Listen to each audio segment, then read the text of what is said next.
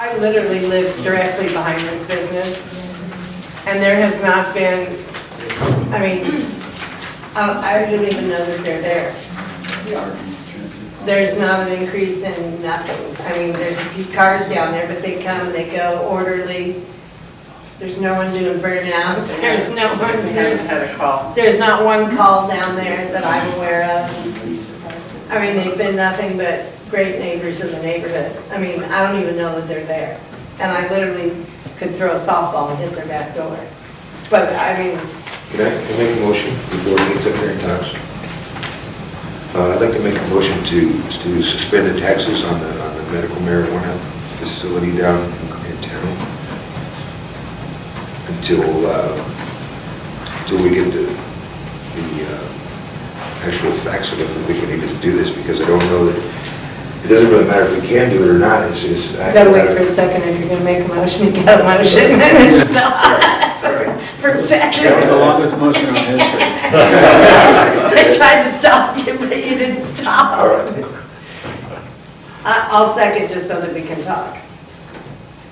I'm kind of with Doug. I mean, I think that we put that on there because everybody was afraid that there was going to be an increased problem down there. I just don't see it. And again, I live literally right by it, and I don't have a problem with them. Can we turn John up and make him sit up? The only thing I'd like to know is, can we, if we suspend the medical part, we can always go back when it gets to the point where they can sell recreational. We can choose to go after that if you so choose. Yes, right. On your next September 8th council agenda will be a draft resolution for 3% recreational tax per the recommendation of our city attorney. There you go. So it is scheduled to be a discussion item on your September 8th council agenda based upon the legislative approval. While our current rule resolution sets a recreational tax and sets a lot higher than 3%, it would make it cleaner if we adjusted our tax rate for recreational down to 3%, which is the allowable from the recent legislative approval. But a resolution involving that recreational tax is scheduled to be on your next council agenda at the recommendation of the city attorney. Again, I'm kind of with Doug on this. I don't see a need for the medicinal. I just don't. I have a comment. Everybody's talking about all the good things and then glossing over this one statement that Alex made. Trump said he thought the dispensary was helpful to the city because it raised extra taxes. And I think that probably may be the sentiment of a lot of people because they thought they were going to get that when we allowed it initially. Okay, but where I'm at, and I think Doug is too, if we're going to tax, let's tax the recreational and leave the medical alone. I mean, we all know what medical costs are. I mean, I'm okay with not doing the medical and going after the recreational because I think that's where most towns will land, in my opinion, is with the medical being,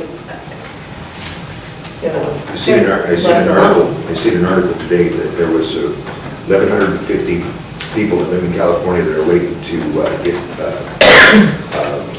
like heart transplants, liver transplants, whatever else.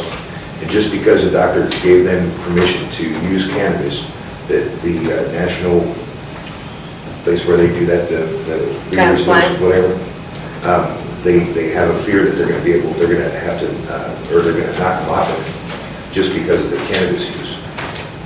So there's a lot of things out there that are going pretty terrible for these people that have cancer. That there's just a lot of things that the marijuana helps out. I think if people want to play with it, that's one thing. I think if people are doing it to help themselves have a better life. Quality of life. Quality of life. Well, that's me. I mean, I want to live the best I possibly can for as long as I possibly can. So, Do we have? Can I ask a question?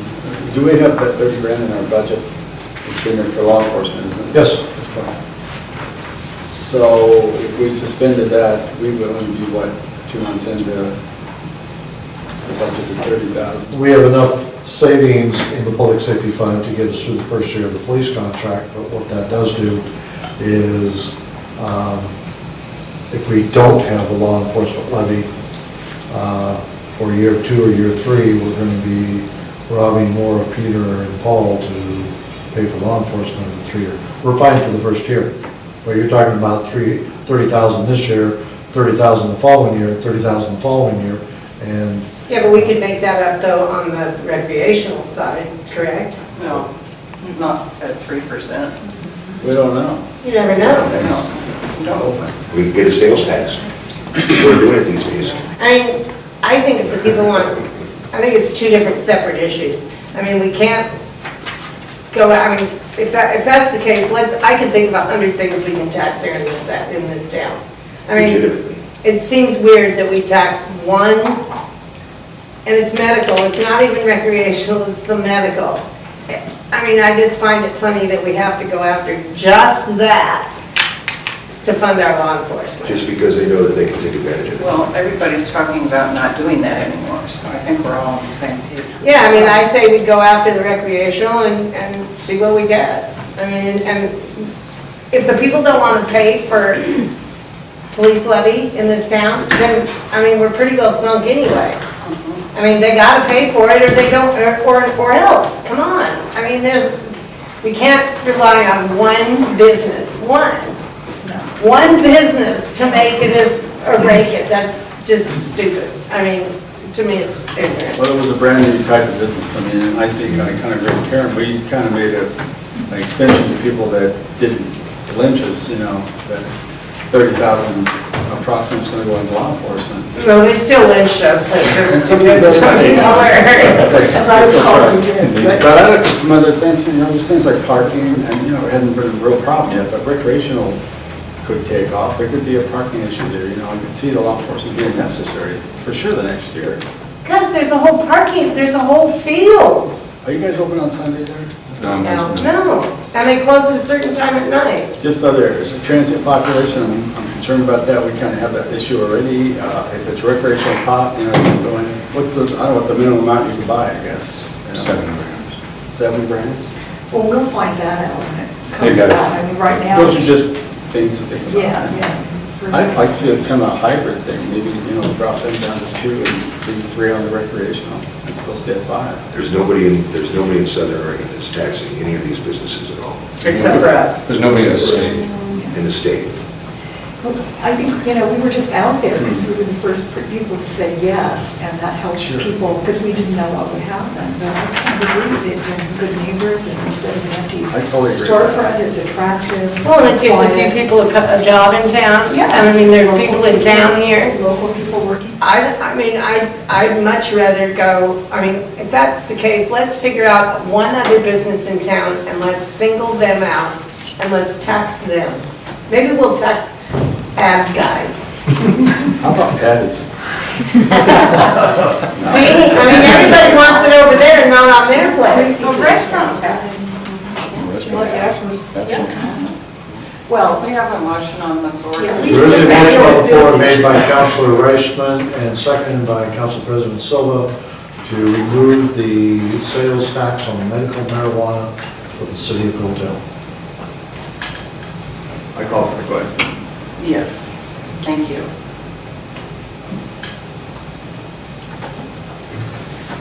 Roll call. Councilor Stanley, No. Councilor Wolf, Yes. Councilor Baker, No. Councilor Reichman, Yes. Councilor Dials, yes. Council President Silva, Yes. 4-2, yes vote.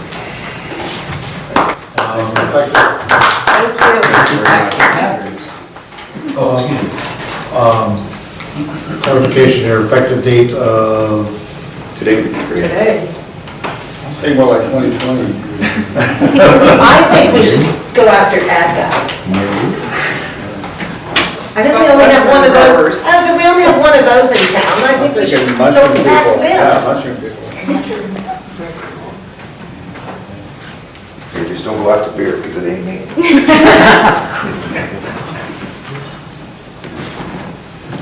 Okay, John, did you want to speak? I'll just say thank you.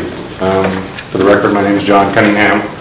I live in Shady Cove, and I'm co-owner of Reese Botanicals. We've been operating for over a year here in Plymouth City under your authority.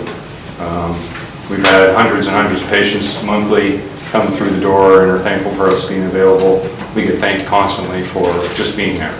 And as Councilor Reichman noted, they're true patients. They're cancer people, they're people with debilitating illnesses, and the medicines that we offer are truly helpful for them as a solution beyond taking your opiates or very many other pharmaceuticals.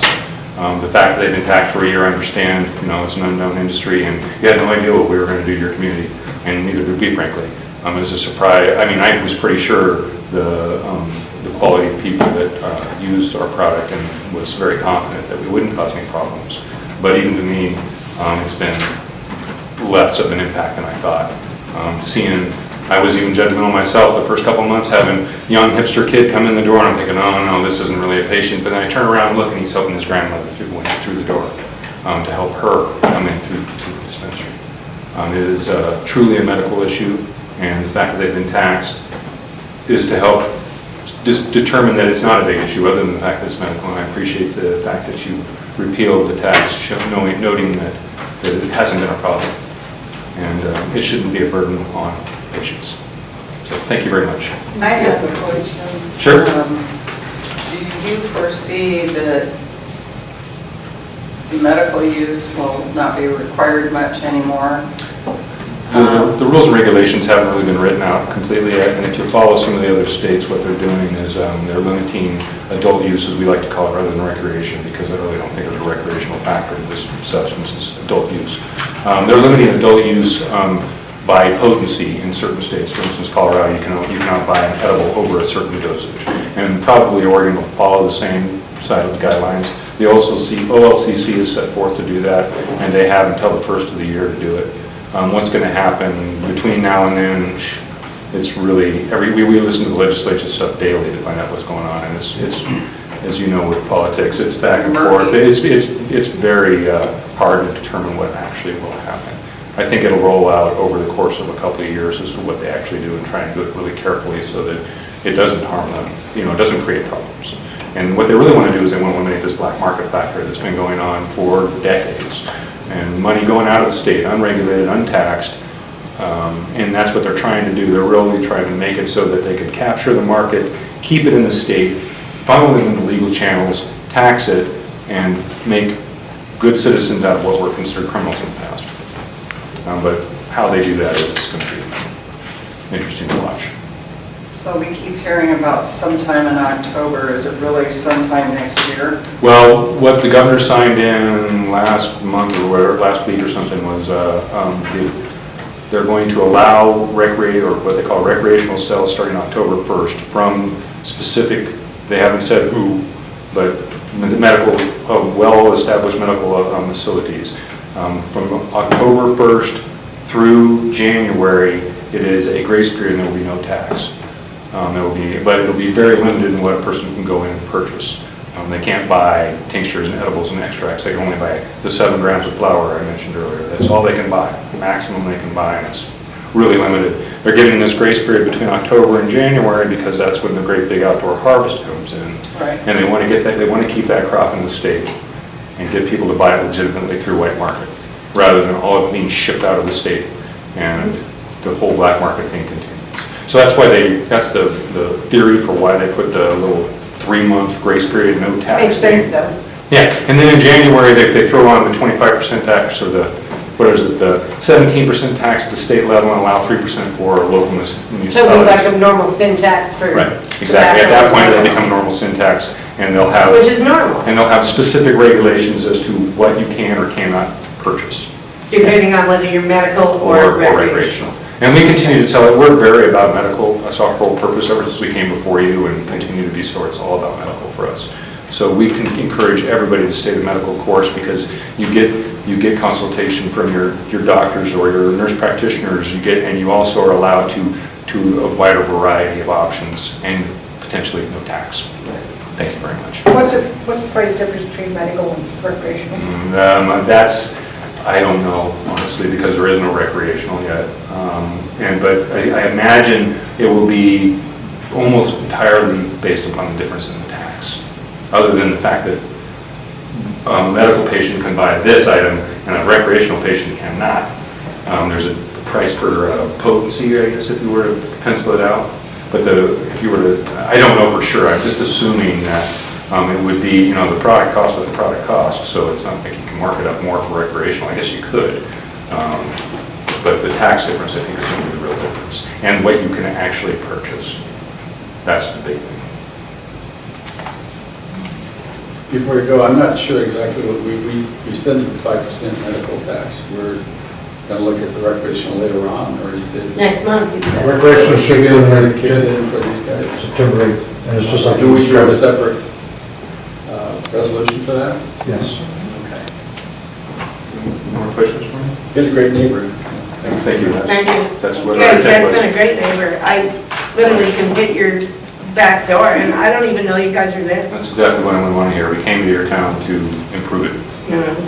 And you also have all kinds of other nice things to sell that are artwork and Gold Hill t-shirts are. And it's a holistic store, and it's always been the purpose to make it approachable to everybody.